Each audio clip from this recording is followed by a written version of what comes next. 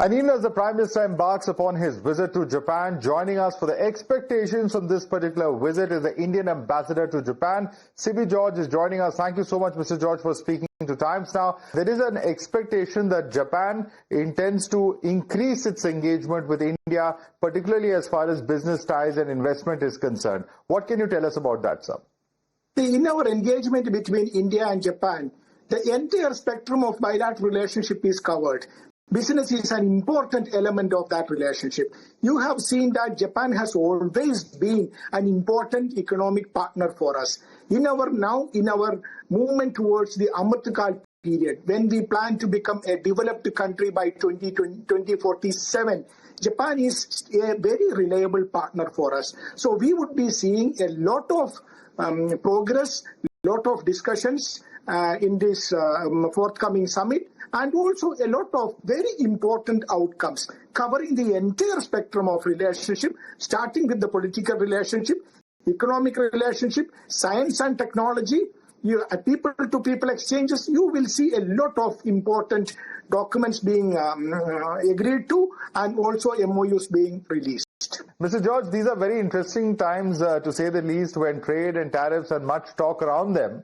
In your view, have Japan and India been able to grow their strategic and business partnership to the level that both countries expect? And I'm asking you this as a bilateral trade with Japan year on year is just a fraction of the bilateral trade between Japan and its strategic rival China.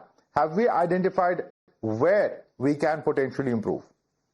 See, when we look at India-Japan economic relationship, trade is one factor of that. But there are other elements like Japanese companies operating in India, being part of our Make in India program. If you look at it, there are 1,500 Japanese companies currently in India, and at least 5,000 Japanese establishments in India. These are all success stories. Let me give you an example. Prime Minister has recently last week inaugurated the first EV project by Suzuki Motors. Mr. George, there is also a larger question of the Quad, in which both India and Japan are a part of. Now, there are many who believe that the Quad entire efforts could have perhaps been weakened by the actions of President Trump. Does its future in that sense hang in the balance if unilaterally, America decides to alter its own priorities? How do you see that cooperation area and it developing in coming months? See, when we look at India-Japan relationship, as I mentioned, it is a special, strategic and global partnership. It is not just bilateral. Bilateral is very important, but we also have plurilateral relationship. We also have multilateral relationship. When we talk about the plurilateral relationship, one of the most important factor is the Quad.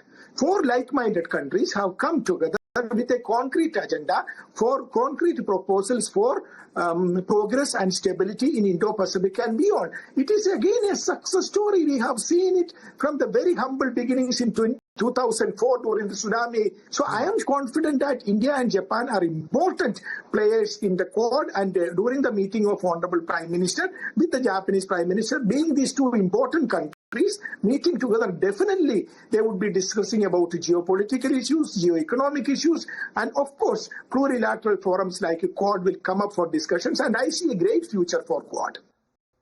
Well, we just saw the